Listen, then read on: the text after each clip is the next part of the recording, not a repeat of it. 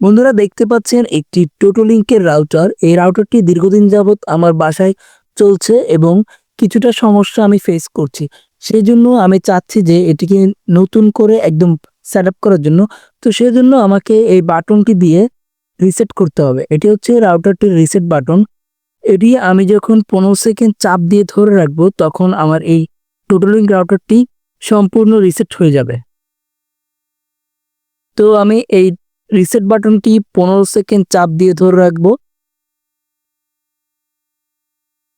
১৫ second চাপ দিয়ে যখন ধরে রাখবো তখন এই রাউটারটির লাইটগুলো অটোমেটিক অফ হয়ে আবার অন হবে। তো চাপ দিয়ে ধরে রাখছি, এখন ছেড়ে দিয়েছি। এখন দেখুন বন্ধুরা, লাইটগুলো জ্বলেছে, আবার নিভে যাবে।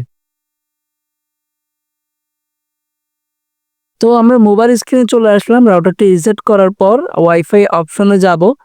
ওয়াইফাই অপশনে যাওয়ার পর এখানে রাউটারের যে ডিফল্ট নামটি আছে টোটোলিংক, এটি শো হবে। শো হওয়ার পর এটিতে ক্লিক করলে অটোমেটিক কানেক্ট হয়ে যাবে। তারপর আমরা গুগল ক্রোমে চলে যাব।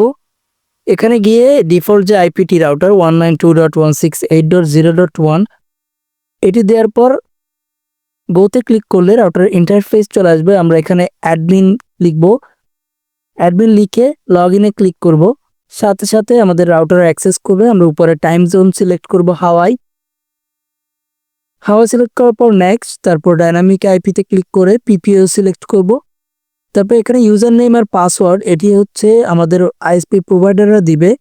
আপনারা যদি না জেনে থাকেন অথবা তারা লিখে না দেয় তাহলে তাদেরকে কল দিয়ে জিজ্ঞেস করবেন যে আমাদের ইউজার আইডি এবং পাসওয়ার্ড কোনটি। তো ইউজার আইডি এবং পাসওয়ার্ডটি দেওয়ার পর আপনারা এখানে এভাবে বসাবেন। বসানোর পর নেক্সটে ক্লিক করবেন। নেক্সটে ক্লিক করার পর আবার নেক্সটে ক্লিক করবেন। নেক্সটে ক্লিক করার পর আপনাদের ওয়্যারলেস এসএসআইডি অর্থাৎ ওয়াইফাই নাম আর পাসওয়ার্ড। তো আপনারা যে ওয়াইফাই নামটা ওয়াইফাই চালু করলে শো করবে সেই নামটি এখানে দিবেন। আপনাদের ইচ্ছা মতো আপনার ওয়াইফাই নাম এবং পাসওয়ার্ড দিতে পারবেন। তো ৮ ডিজিটের পাসওয়ার্ডটি দেওয়ার পর আপনারা নর্মালি নিচে গিয়ে জাস্ট নেক্সটে ক্লিক করবেন। তারপর লগ ইন পাসওয়ার্ডটি মানে রাউটারে অ্যাক্সেস করার জন্য লগ ইন পাসওয়ার্ড দিতে বলছে। আমরা স্মার্ট 123 দিব। তো তারপর আমরা ডানে ক্লিক করব। ডানে ক্লিক করার পর মোবাইলের উপরে একটি রেঞ্জ দেখতে পাচ্ছেন ওয়াইফাই আইকন, সেটি এখন চলে যাবে। চলে গেলে মনে করবেন রাউটারটি সেট আপ হয়ে গিয়েছে। আমরা ওয়াইফাই অপশনে যাব। ওয়াইফাই অপশনে যাওয়ার পর দেখব এখানে আমরা যে ওয়াইফাই নামটি দিয়েছিলাম সেটি শো করছে কিনা।